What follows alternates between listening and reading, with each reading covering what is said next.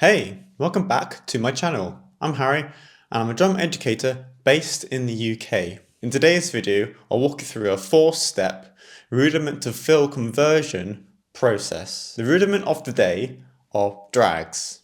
So let's dive in. First up, you're going to play on the snare drum, groups of 3 in 1/8 notes and then 16th notes. That will be cycled in 1-bar loops.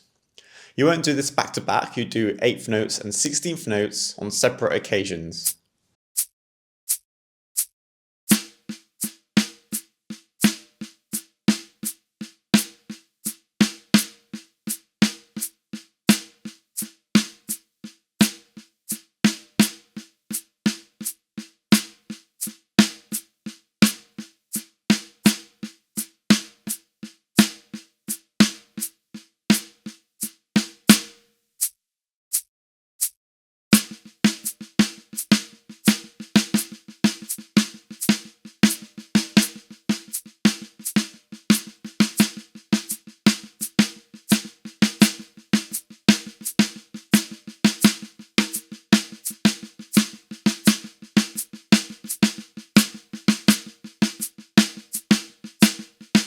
So once you know you've got the first step, it's time to move on to the second step, where we're going to add the drags.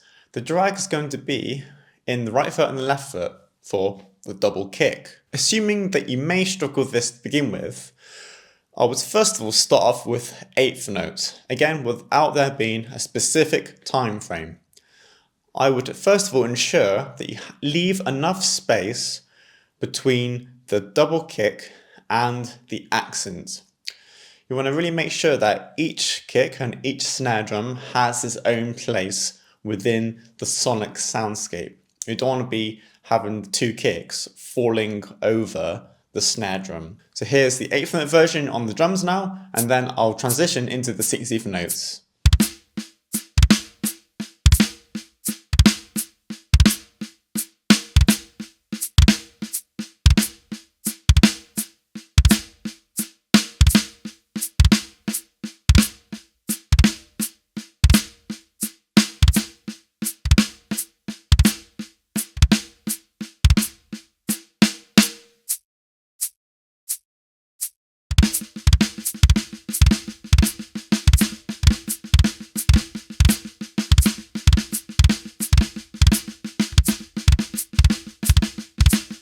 So far I've been playing everything on the snare drum. You might be doing it on a practice pad or even on your lap, whichever is working for you at the moment.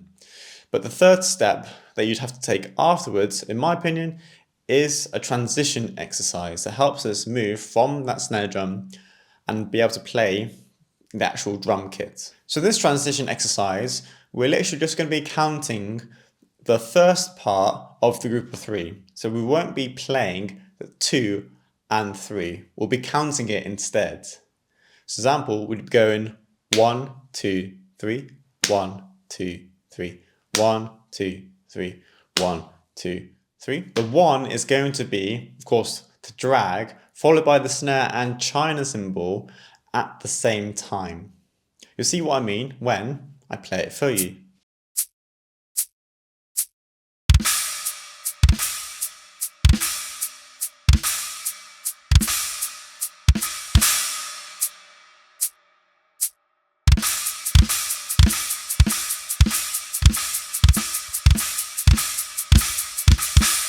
At this point, I would spend some time on the first, second and third step.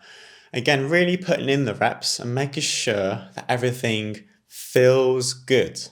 And it's really simple as that. If it feels good and you know that it sounds accurate, then you can move on to step 4. The 4th step is to make it work within context of a groove. And we'll do this in blocks. So the first 2 blocks will contain a groove, ideally a groove that you can already do. And the second block will be the 1/8 note group of 3 starting on beat 1. And then you loop back around to block 1 again, which will be the groove that you already do. And then we'll move on to the second block, which will be the 16th note group of 3 version.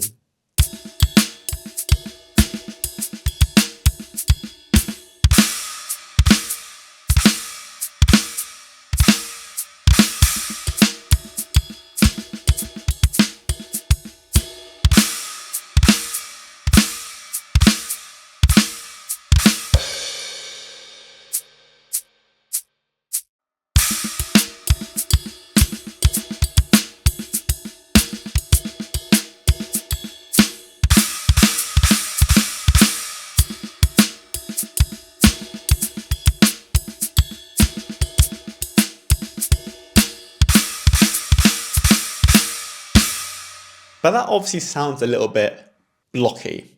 So we'll take the 8th note version, and this time you'll start on the and of beat 1.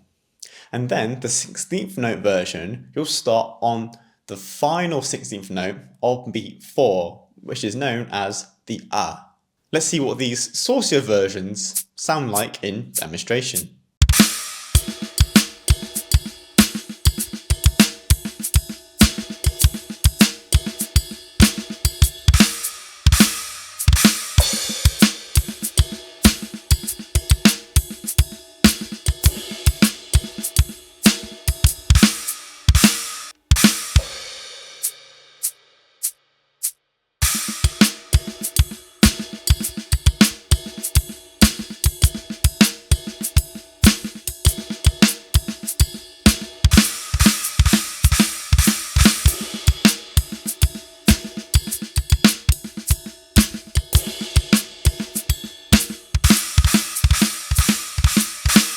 Cool, so hopefully you can see how you can take a rudiment and then turn that into a practice pad-like exercise, and then little by little add the core components back in to build up to the main thing that you're looking to work towards. So if you found it interesting, feel free to rewind, to make notes and apply it to your own favorite rudiment. So that's been a rudiment to fill conversion process.